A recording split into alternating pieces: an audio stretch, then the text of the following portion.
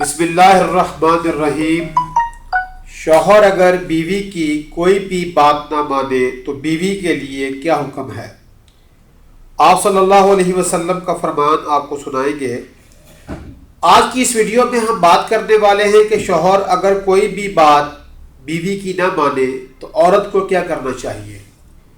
یہ ویڈیو ہر شادی شدہ کے لیے بہت ہی خاص ہے۔ اس کے ساتھ ساتھ ہم آپ کو بتانے والے ہیں، حضرت علی نے فرمایا قیامت آنے والی ہے، یعنی جو آج کل نشانیاں ظاہر ہو رہی ہیں وہ قیامت کی نشانیاں ہیں، جو آج سے 14 صدیاں پہلے حضرت علی نے بتا دی تھی۔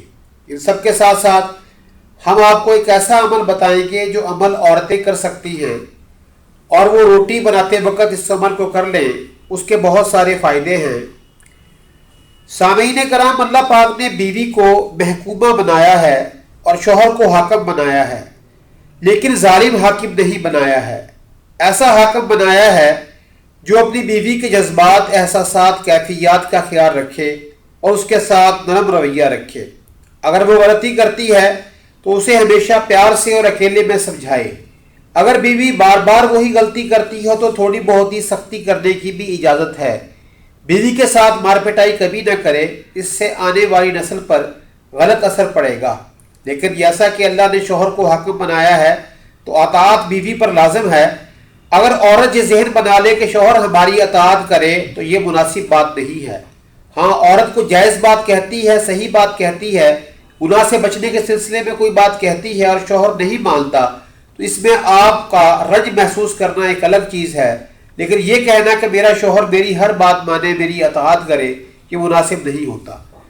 عورت کو حکم ہے کہ نرمی کے ساتھ اپنے شوہر سے کہے، اگر مان جائے تو ٹھیک، لڑائی جھگڑا کرنے کی یا ان باتوں پر ناراض ہونے کی بیوی کو اجازت نہیں ہے۔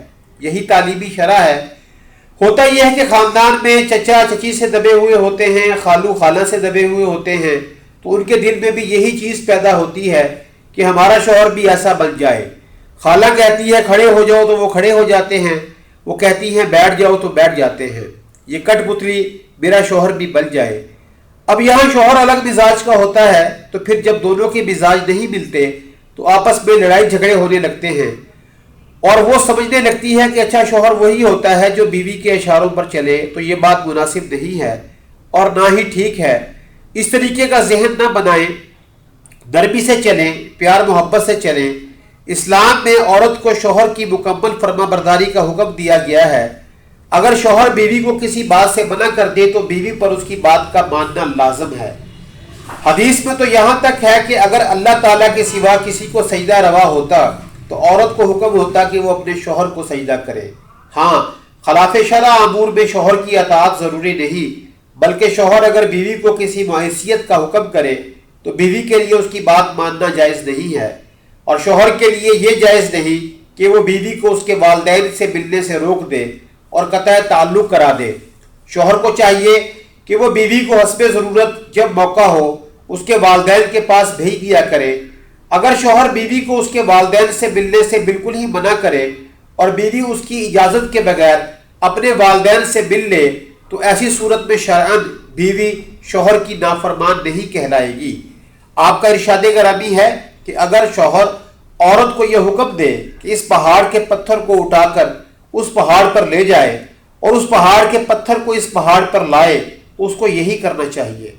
اس حدیث پاک سے معلوم ہوا کہ مشکل سے مشکل، دشوار سے دشوار کام کا بھی اگر شوہر حکم دے تو جب بھی عورت اس کو انجام دے تاکہ شوہر کے فرمان کی تکمیل ہو، بشرطے کہ حکم شریعت کے خلاف نہ ہو۔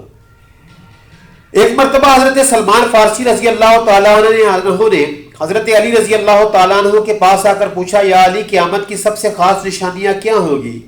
تو حضرت علی نے حضرت سلمان فارسی سے فرمایا، اس زمین پر عنقریب ایک ایسا زمانہ آئے گا جس میں بدکاری عام ہونے لگے گی، نئے نئے گناہ منظر عام پر آنے لگیں گے، نئے نئے نشے ایجاد کر کے فروخت کیے جائیں گے اور خوشی سے خرید لیے جائیں گے، ہر دوسرا انسان بیماری میں مبتلا ہوگا، تاجر اپنی تجارت میں دیانتدار نہیں ہوگا، نماز کے اول وقت کا کوئی احترام نہیں ہوگا۔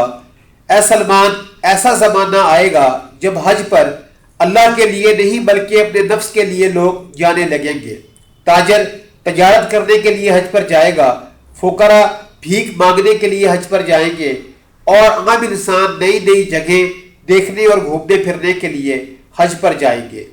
لوگوں کو پلانے کے لیے نئے نئے قہوے جو انسانی صحت کے لیے بہت زیادہ مضر ہوں گے وہ فخر سے پلائے جائیں گے اور پیے جائیں گے۔ ایک دوسرے کو ماں بہن کی گالی مذاق میں لوگ دینے لگیں گے، اور اے سلمان یہ وہ زمانہ ہوگا جب لوگوں کا توجہ آسمان کی طرف ہوگا اور لوگ آسمانوں میں اڑنے لگیں گے، اور وہ یہ سمجھیں گے کہ ہم وقت سے تیز چلنے والے ہیں، لیکن افسوس اس وقت اللہ وقت کی رفتار کو بڑھا دے گا اور سال مہینوں جیسے گزرنے لگیں گے، مہینے ہفتے جیسے اور ہفتے دن جیسے گزرنے لگیں گے۔ اور یہ وہ زمانہ ہوگا جب لوگ ایک جگہ بیٹھ کر ہزاروں میل دور کسی دوسرے انسان کو دیکھ بھی سکیں گے اور اس سے بات بھی کر سکیں گے، اور یہ نئی نئی چیزوں کو ایجاد کرتے ہوئے وہ اپنے لیے ہزاروں بیماریاں پیدا کرتے جائیں گے، فضا کو اتنا آلودہ کر دیں گے، اتنا گندا کر دیں گے کہ ان کی عمر کم ہونے لگے گی، اور ایسی ایسی بیماریاں انسان کے جسم میں پائی جائیں گی جن کا علاج ناممکن ہوگا۔ اور یہ وہ زمانہ ہوگا جب مرد کی مردانگی کھٹنے لگے گی اور عورت کی بے حیائی بڑھنے لگے گی۔ اس دور میں بے حیا عورتوں کو فخر سے بلایا جائے گا اور شریف عورتوں کو حقیر سمجھا جائے گا۔ اس دور میں بے ضمیر انسان کو عقل مند کہا جائے گا اور شریف انسان کو بے وقوف سمجھا جائے گا۔ اے سلمان، وہ ایک ایسا زمانہ ہوگا جب مسلمان ریاستوں میں دو دو تین تین عیدیں منائی جائیں گی، مسلمانوں میں عید اور رمضان کے چاند کو لے کر جھگڑے ہونے لگیں گے، اور باپ اور بھائی فخر سے بہن اور بیٹیوں کو ایسے کپڑے لا کر دیں گے جو وہ پہنے گی تو صحیح لیکن ان کا جسم واضح ہوگا۔ حضرت سلمان نے کہا کہ کیا اس زمین پر ایسے بدتر لوگ بھی ہوں گے؟ تو حضرت علی کہنے لگے کہ ہاں سلمان، اس زمانے جو مومن ہو وہ کیا کرے؟ تو حضرت علی نے فرمایا اس وقت مومن صرف محفل کی حد تک مومن رہیں گے، ان کی تنہائی بھی کفر کے آس پاس ہوگی۔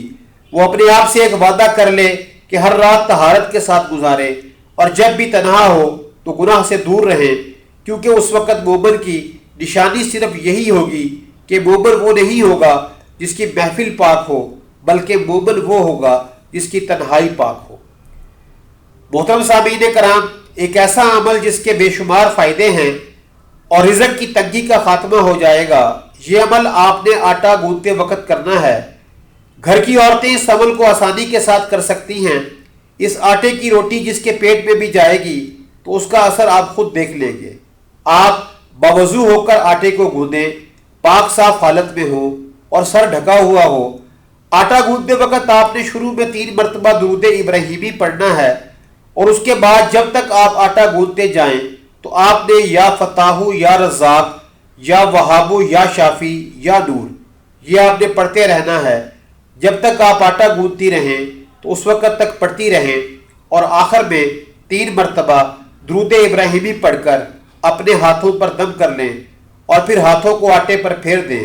انشاءاللہ آپ کی ہر پریشانی دور ہو جائے گی، اولاد فرما بردار ہو جائے گی، شوہر اگر سخت مزاج کا ہو تو سب بہتر ہو جائے گا۔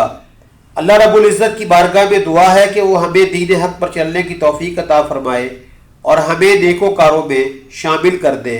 آمین ثم آمین۔